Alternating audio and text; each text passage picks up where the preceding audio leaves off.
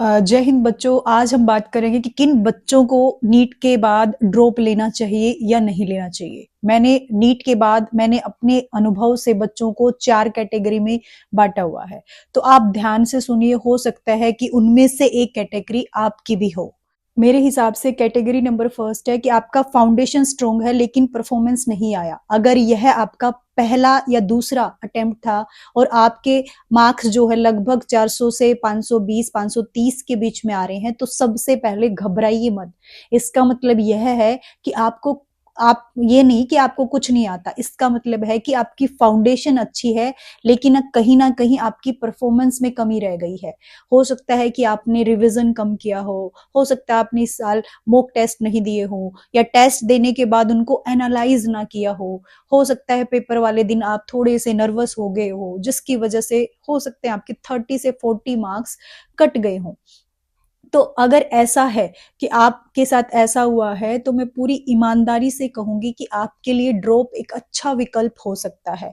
आपको ड्रॉप ले लेना चाहिए क्योंकि आपका जो है, आपको स्टार्टिंग से जीरो से स्टार्ट नहीं करना, आपको सिर्फ अपनी परफॉर्मेंस को इम्प्रूव करना है। ऐसे बहुत सारे विद्यार्थी एक साल में 100 से 150 अंक तक इम्प्रूव कर लेते हैं। अब बात करते हैं कैटेगरी नंबर सेकंड वालों की। मेहनत पूरी ईमानदारी से नहीं की इन्होंने, और मैं चाहती हूँ कि इस बात का जवाब आप सिर्फ अपने दिल से दें कि क्या आपने इस साल पूरा फोकस करके पढ़ाई की थी या सिर्फ मोबाइल, सोशल मीडिया, कंसिस्टेंसी में कमी, या बार बार में स्ट्रेटेजी बदली थी, टीचर बदल गए थे, कोर्स बदल गया था और इन्हीं में आपका साल निकल गया। अगर आज आपको खुद महसूस हो रहा है कि गलती मेरी थी, मैंने अपनी पूरी लगन से मेहनत ही नहीं की, तो खुद को कोसिए मत, बल्कि खुद को एक आखिरी ईमानदार मौका दीजिए। लेकिन इस बार क्या करना है, आपको अपनी पुरानी गलतियां नहीं दोहरानी। जो पिछले साल आपने किया है वैसे ही चलेंगे तो आपके मार्क्स नहीं आएंगे, क्योंकि सिर्फ एक साल जोड़ देने से कुछ नहीं बदलेगा। आदतें बदलने से आपका रिजल्ट बदल सकता है।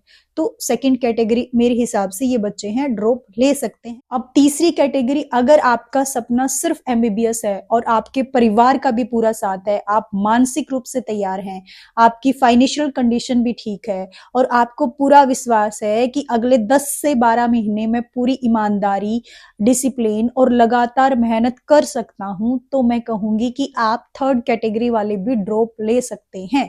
लेकिन सिर्फ कैलेंडर मत बदलिए, इस टाइम पे आपको अपनी तैयारी बदल दीजिए। मतलब पूरा तैयारी पे फोकस करना है, क्योंकि इस टाइम आपको सही गाइडेंस मिलेगी। आप बात करते हैं कैटेगरी नंबर 4 की। आपके लिए ड्रॉप सही फैसला नहीं है, क्योंकि मैं चाहती हूँ कि आप इसे बहुत ध्यान से सुने। फोर्थ कैटेगरी वाले, हर विद्यार्थी को ड्रॉप लेना जरूरी नहीं होता।